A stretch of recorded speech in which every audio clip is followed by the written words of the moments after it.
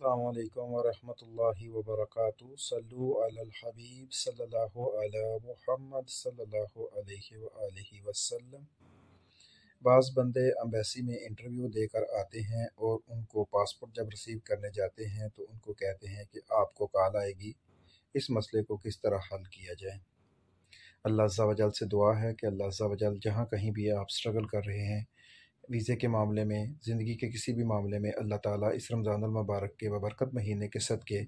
کرم فرمائے اور آپ کے لیے اچھے اسباب پیدا کر دے، اور اللہ تعالیٰ اپنی بارگاہ اقدس سے آپ کو کامیابی عطا فرمائے۔ جہاں تک گریس ویزے کا تعلق ہے تو اس میں آپ اکثر بعض دفعہ تبدیلیاں بھی آتی رہتی ہیں۔ اس وقت ایک مسئلہ تھا کہ آپ کا ویزا شو نہیں ہو رہا، اس سے ریلیٹڈ کل ویڈیو بنائی تھی، اگر کسی کو وہ پرابلم ہو تو وہ ویڈیو دیکھ سکتا ہے۔ ایک اور مسئلہ جو ہے وہ یہ ہے کہ آپ بہترین طریقے سے گئے، اپوائنٹمنٹ لی، یا کسی بھی طریقے سے آپ امبیسی میں داخل ہوئے، آپ کا انٹرویو ہوا، پاسپورٹ ریسیو کرنے کی ڈیٹ جو تھی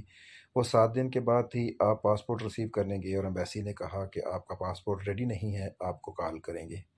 اس میں سب سے بہترین طریقہ یہ ہوتا ہے کہ جیسے ہی آپ کے ساتھ ایسا معاملہ ہو، بلکہ اس سے بھی پہلے آپ اس معاملے سے بچنے کے لیے اس کا بہترین طریقہ یہ ہوتا ہے کہ جب آپ انٹرویو دینے جائیں یا آپ انٹرویو دے کے آئیں تو فوراً اپنے مالک یا اپنے وکیل سے رابطہ کریں۔ وہ ایک تو امبیسی میں میل کرے کہ اس کو یہ بندہ چاہیے اور اس کو جلدی جلدی بھیجیں، اور دوسرا یہ ہے کہ مالک اپنی حاضری جب وہاں لگوائے گا، مالک ان سے بات کرے گا تو معاملات جو ہیں وہ بہتر ہو جائیں گے۔ بعض دفعہ ایسا ہوتا ہے کہ جب امبیسی آپ کو کہتی ہے کہ آپ کا پاسپورٹ ریڈی نہیں ہے تو وہ آپ کے مالک کو کال کر کے انکوائری بھی کرتے ہیں، اور اگر آپ نے مالک کو آگاہ کیا ہوگا اور آپ کا مالک خود ان سے رابطہ کر لے گا تو اس سلسلے میں آپ کو بہت زیادہ فائدہ ہوگا۔